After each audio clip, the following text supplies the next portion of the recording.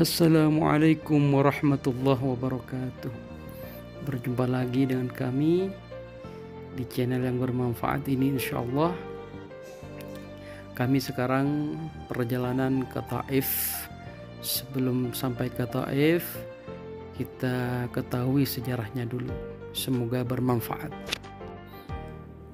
Kota Taif adalah kota besar ketiga setelah kota Mekah dan Madinah. Kota ini berada di sebelah tenggara Mekah yang berjarak sekitar 75 mil, atau kalau di kilo sekarang kira-kira kalau lewat Hada 75, kalau lewat Sil itu 120 kurang lebih. Kota Taif ini didiami oleh suku Thaqif atau Bani Thaqif, menyimpan sejarah keislaman dalam Islam, dan Rasulullah pernah mendatangi kota ini, kota Taif ini, dan termasuk hijrah pertama Rasulullah ke Taif, bukan ke Madinah. Dan kota Taif ini banyak versi dalam sejarahnya. Ada yang mengatakan karena dikelilingi tembok-tembok, karena Rasulullah pernah, ada sebagian lagi saya mengatakan Rasulullah pernah mengelilingi kota Taif ini waktu berdakwah di sana. Walaupun dakwahnya ada penolakan yang sangat keras dari Bani Thaqif. Setelah tiba di kota Taif, Rasulullah SAW kemudian menemui tiga pembesar, yaitu Mas'ud, Abu Yulail, dan Hubaib. Beliau duduk bersama mereka dan mengajak mereka untuk beriman kepada Allah Subhanahu wa Ta'ala. Ternyata apa yang terjadi? Mereka menolak yang sangat keras kepada baginda Nabi.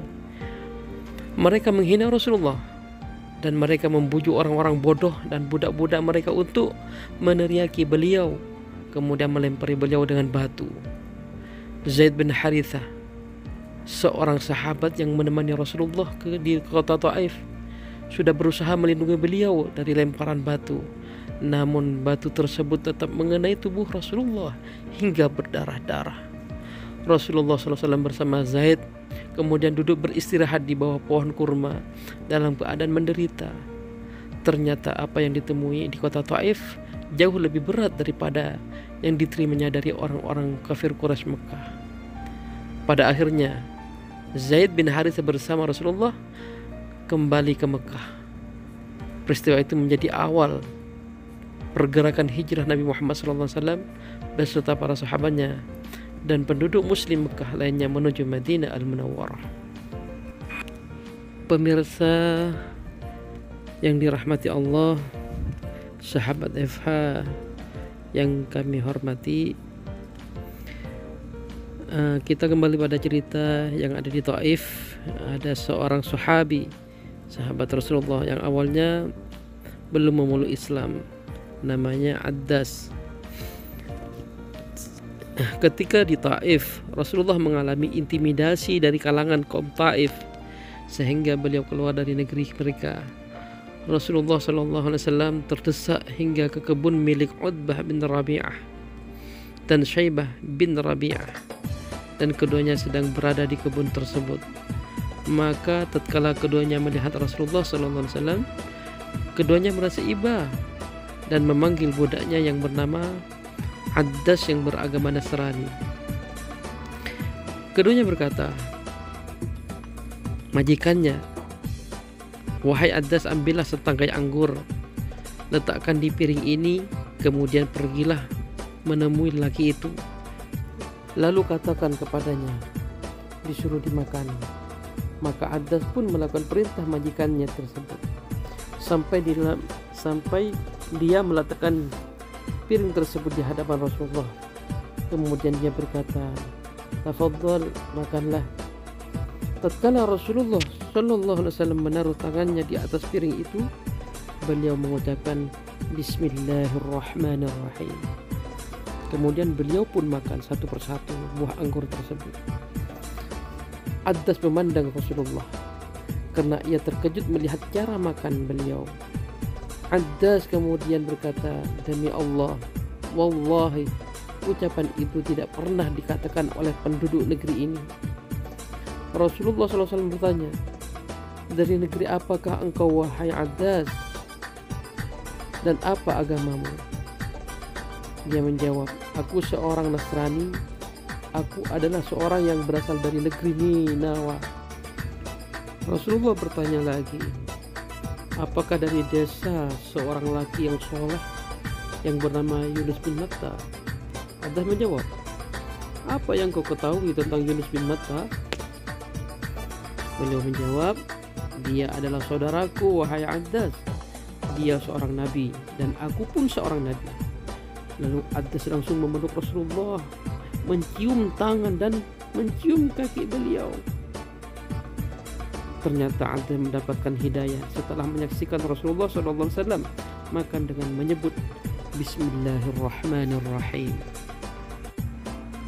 Dalam sejarah juga ada yang mengatakan di sana itu ada masjid dan makamnya Sayyidina Addas atau Addas ada di sekitar sana.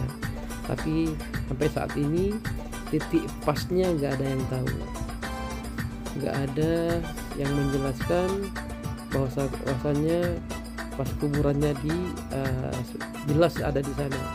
Tapi ada yang mengatakan di sekitar sana saja. Wallahu a'lam.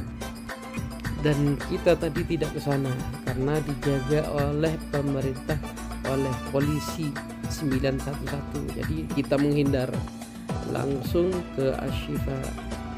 Nah, inilah pemandangan di Syafa, bukan Syafa dari Taif. Tempatnya 23 km.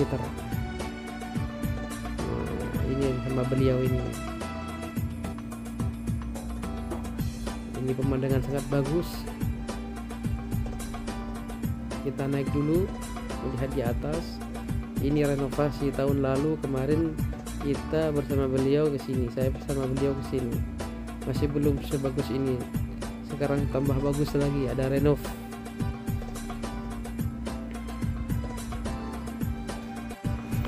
Baiklah pemirsa yang dirahmati Allah, kita meneruskan perjalanan. Kita meneruskan melihat-lihat perjalanan. Kita nampak ada tempat nobarnya juga. Ini kursi-kursi, ada yang ditutup, itu sofa takut ada hujan, takut basah makanya ditutup. Ini kursinya bagus-bagus banget ini. Sampai ke atas, naik ke atas lagi karena dilihat dari kejauhan ada yang direnovasi juga, tapi sayang masih ditutup, nggak bisa. Kita lihat dari sini saja. Mungkin tahun lagi sudah jadi semua ini.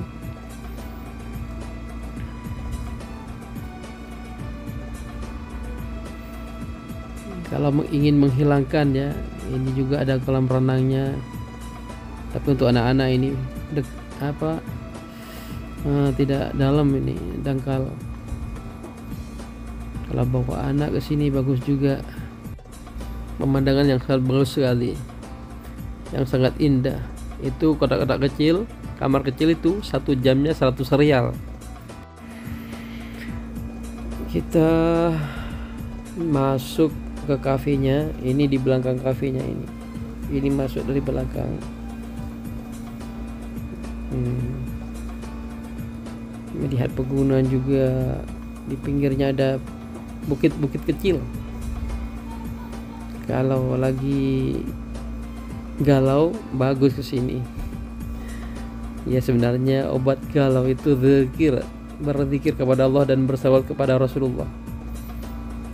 Tapi secara zahirnya kita refreshing ke sini. Meskipun banyak masalah. Insyaallah hilang. Emang punya masalah apa, Wil?